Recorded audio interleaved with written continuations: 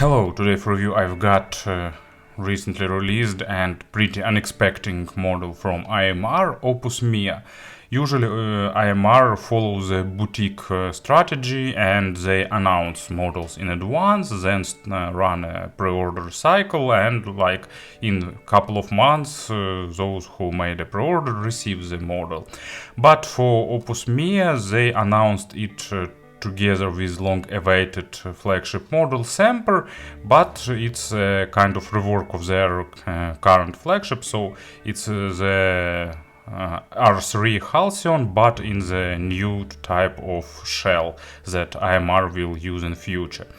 And kind of spoiler, changes in sound are not big, so just slight minor changes in sound. So if you already own Halcyon, just stick to it, and this video probably won't be useful for you. But if you skipped the Halcyon and if you're looking for a model with good bass and good sound tuning, so let's proceed with the review. Also, I received the IMR's EDP, and IMR thinking about another batch of EDP, so I will make EDP review too, but actually today we will focus on the Opus Mia. It's 3 drivers hybrids, traditional for IMR dynamic driver and piezos, and now they've added self-biased electrostats. Price is £600, but there are loyalty codes. If you ordered something from IMR, you can get them for much lower price, and that makes them even more interesting. So here is the case. As usual, it's a really convenient hard bag, nice for storage, nice carrying, really I like them. Also, they protect the internals really well.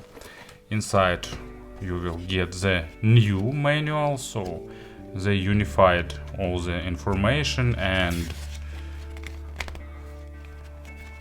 information about safety, about warranty, about the inserting, but more interesting that they've added this part. Now filter descriptions are here, and also you will have some tuning options offered by IMR that many awaited for that. And as usual, inside you will have a lot of different accessories. So earpieces themselves, let's put them aside for a while. 2 cables, balanced and single-ended. You can select 2.5mm or you can select Pentacon one. If I got it right, cables are made by pretty famous company Forza Audio Works. Also, you will have nice leather strip for winding. 6.3mm adapter. It's pretty traditional. So, yep. Additional set of back filters to change the acoustic design. Set of tips, 3 pair of single flange silicones, pair of double flange, and 2 pair of foams. And of course a big set of tuning filters. As usual, everything is hard to pull out.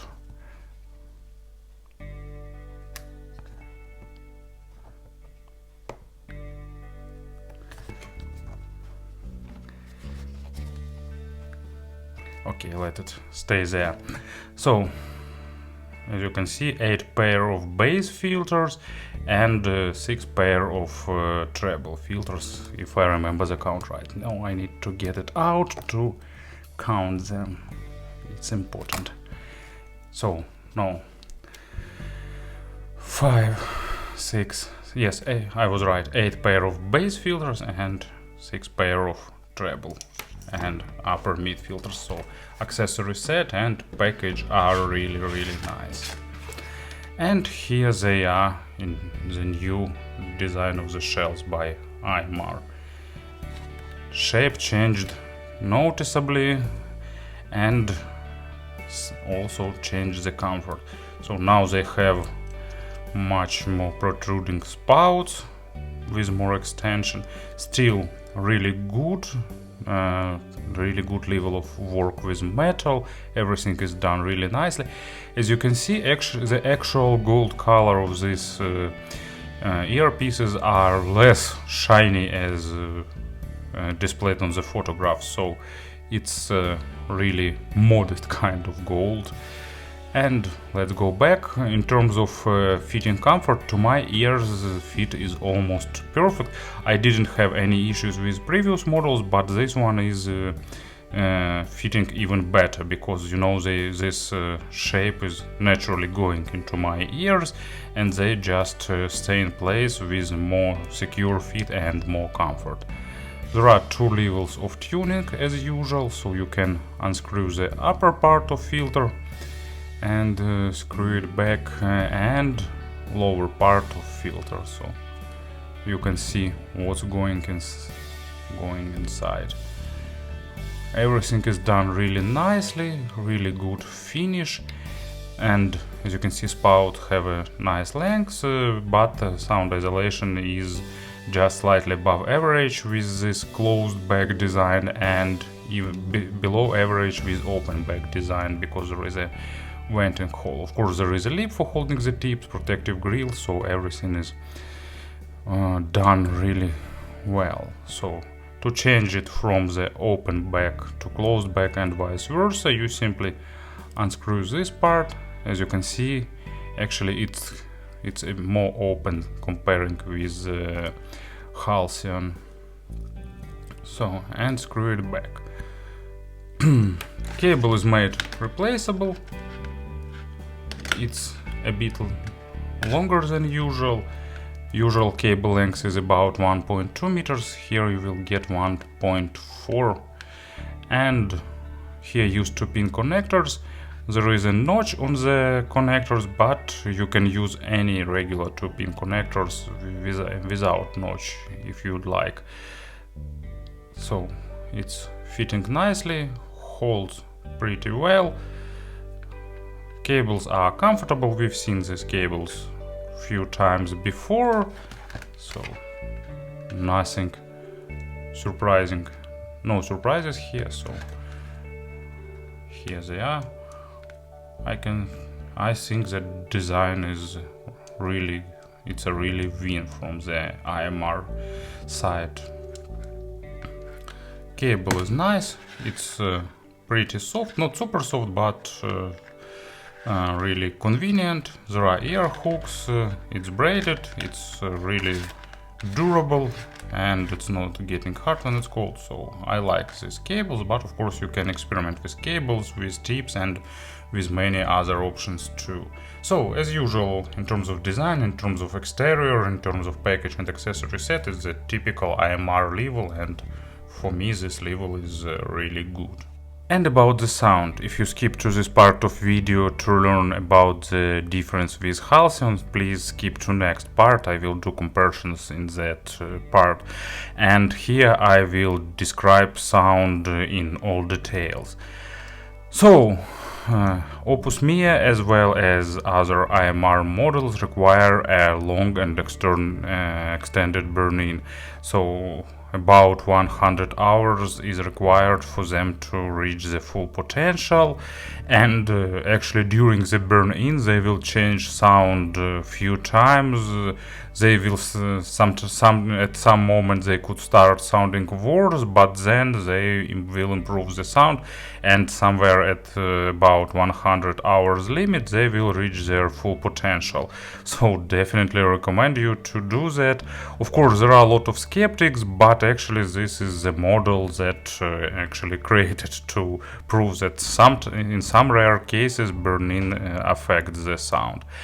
And after that you'll have to spend time selecting the filter options you'd like, selecting the proper tips, experimenting with maybe with third-party tips, with cable, and with these filters, because they also make the difference. Some people also try cable rolling, but I like the stock version.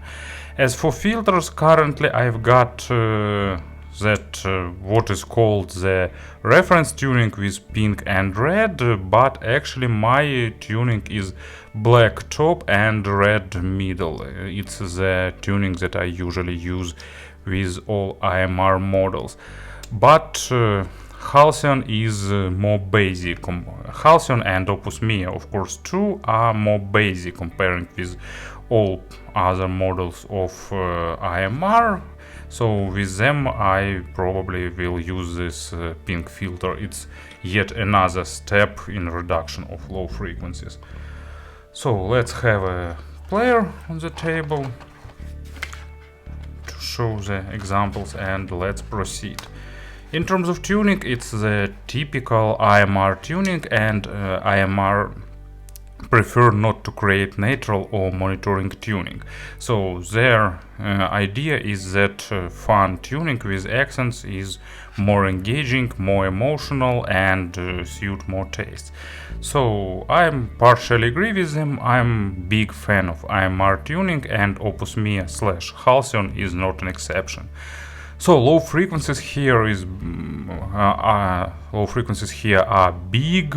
They are accented. You can choose the amount of that accent, but still it's a pretty bass heavy model. Of course you can reduce low frequencies pretty noticeably, but with the bassiest filters it's just a real bass cannon. So low here used a big dynamic driver that is capable of pumping a lot of air and delivering a lot of weight, a lot of impact, but at the same time it's pretty detailed. Of course it's not armature dry or armature fast, it's still a dynamic driver, but still resolution is nice, good texturing, it's perfect for the electronic music because its bass here shows good depth, it shows good control, and of course with bassy filters it's delivering really big, really huge amount of low frequencies, sounding pretty engaging.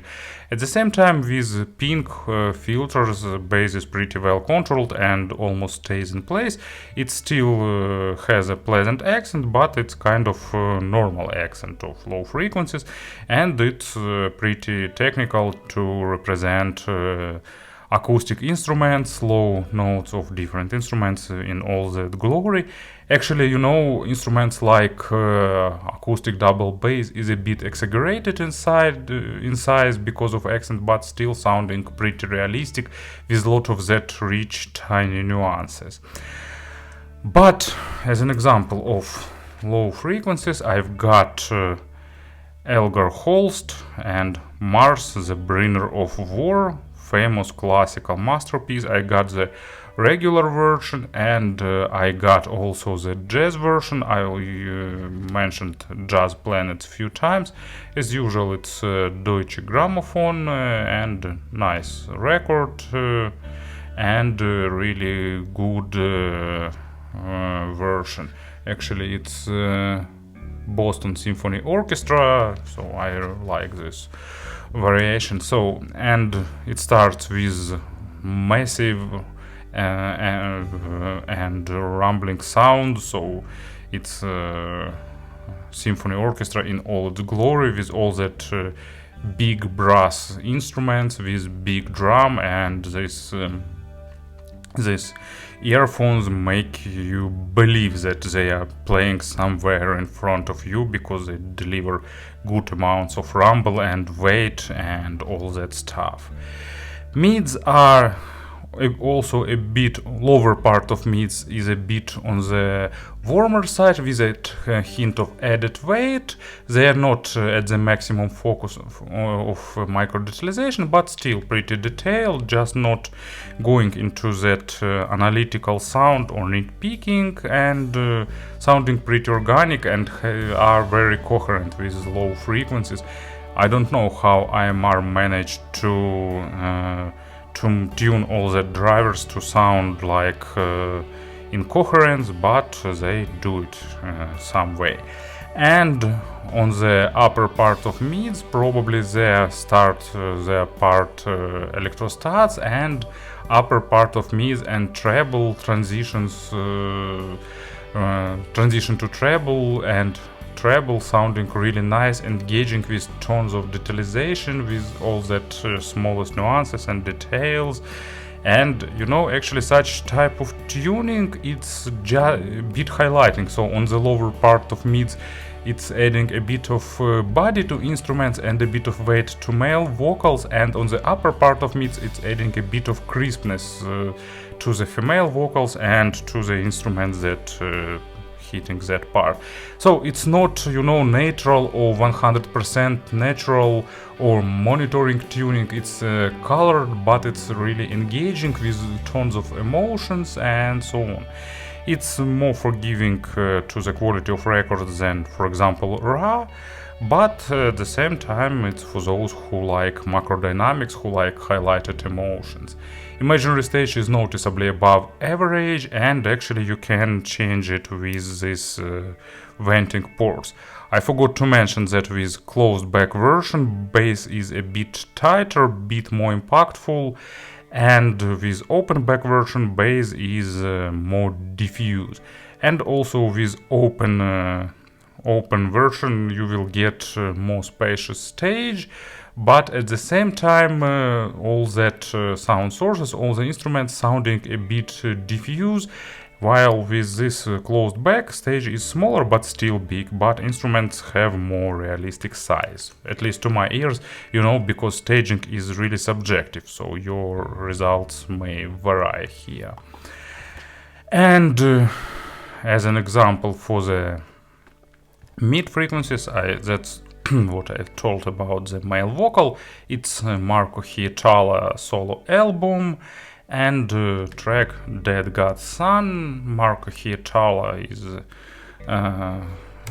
one of the moving parts of Nightwish, and his voice is a staple of many their songs, and his solo album is mainly about his vocal, so because he trying to show his voice first of all, and he's really emotional, and it's with these earphones you can definitely hear that and get the idea what he's trying to deliver.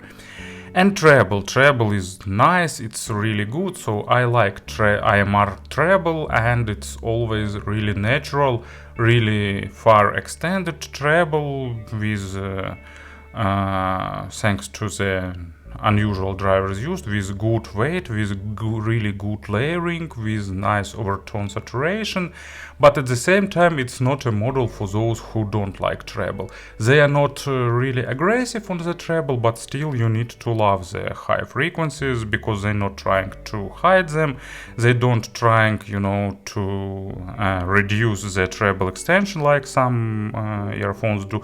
They have great treble extension, but at the same time in many tracks on the high treble there are a lot of compression artifacts and all that dirt, so it will be audible. But on the audiophilic records, on the really good mastered and record tracks, it will give you tons of tiny nuances that many other earphones missing, with all that nuances of the room where it was recorded, a lot of overtones and so on. So nice and engaging treble. And as an example, I got maybe not 100% audiophilic record, but it's Porcupine 3, Cheating the Polygraph, and this track has good percussions, and these earpieces are making, I will make happy everyone who likes the percussions, because they sounding really realistic, really crisp, with good separation and so on.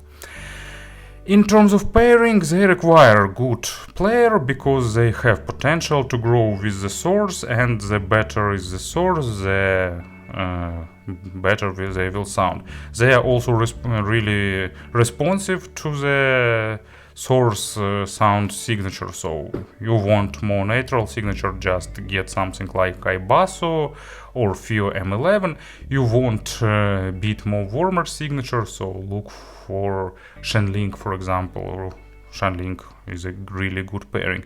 They don't require tons of power and they are not super sensitive, so a bit of background noise won't be a huge issue with them, and they don't require tons of power for the proper sound. And speaking about the comparisons, of course, the most interesting probably is Halcyon. You can see the difference in design, so it's a matter of preferences, which one is better. I like both of them, and the main difference actually is this venting port. So this one is smaller, this one is bigger, and with open back version with, let me put it here, so you can get more open acoustic treatment. So with this filter they will sound more spacious and bit more diffuse, bit less focused. So the main difference here, bass is a bit tighter and with a bit more weight comparing with the Halcyon, and also staging is a bit bigger here, but difference isn't big, so it's just tiny changes. So don't rush selling your Halcyon if you already own them.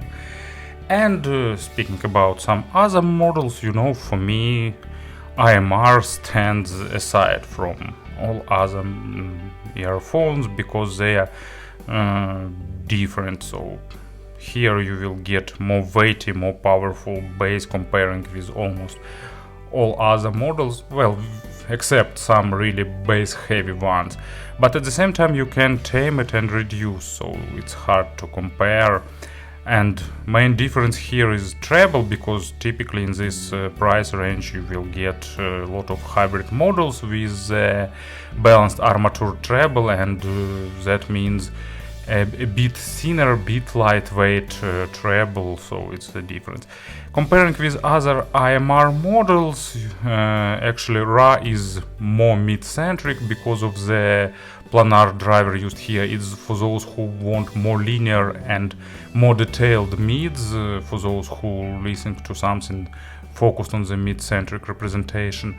R2 Red is the model for those who want less treble than there or in any other model. R1Z is for those who need actually more treble. Aten is less bassy and a bit more V-shaped comparing with this model. Actually not V-shaped, with a bit more treble and a bit less bass, let's say it so. So, you know, I won't probably try to compare it with other models like, I don't know, Fios hybrids, Duno hybrids, iBasso. There are a lot of models in this price range, but, you know, for me they're totally different, and, you know, it's hard to express that in words, because it's not about the amount of low frequencies or treble or something like that. It's first of all a matter of representation, because different drivers will give you different experience. For example, 15mm dynamic driver, it's pumping more air, and it will give you more impact, more authority to low frequencies. You can get a lot of bass even with small, like 6mm driver, but it will be different bass with less of sense of presence, with less of impact. And treble, it's also, you know, with balanced armatures you can get different, you can get more treble, less treble, and so on. But with electrostatic drivers here you will get more crispness, more clean, more resolving treble, with more airness, with more overtone saturation, and so on. So probably I won't try to compare. I did some comparisons in the Halcyon review, but not more than here. To summarize everything, so Opus Mia is a great model for those who like big bass and at the same time technical mids and treble. So it's a model for those who like fun but at the same time technical signature. There are still some Opus Mias available. There will be 300 of them made, so if you're looking for something like that, I definitely recommend you to give this model a try. Maybe wait for some more reviews and feedback, but still it's really interesting model. In one of the next reviews I will cover everyday planars, and of course as everyone, I will be waiting for the sample. Thank you for listening and thank you for attention. Have a nice day.